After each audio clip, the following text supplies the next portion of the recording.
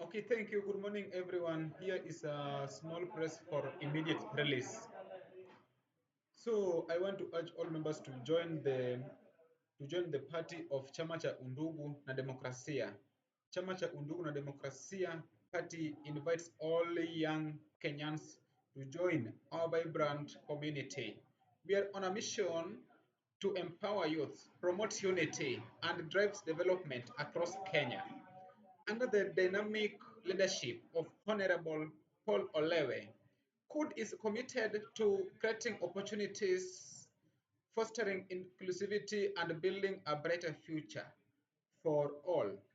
Our party believes in the power of young people to shape the destiny of our nation. We are looking we are looking for passionate, visionary young leaders to join our party. If you are driven for change, ready to serve, and believe in unity and democracy, we want you. Whether you are a concerned citizen, KUD is a platform for you to make difference. Join party today and be part of a shaping Kenya's future.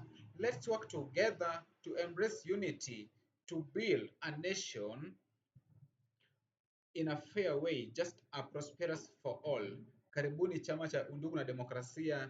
My names are Caleb Tito, Homa Bay County Youth Leader, and I'm urging everyone to come one to join chama cha Undugu na Demokrasia under under the leadership of Honorable Paul Olewe. Honorable Paul Olewe will be contesting for a seat of Senator Kisumu County 2027.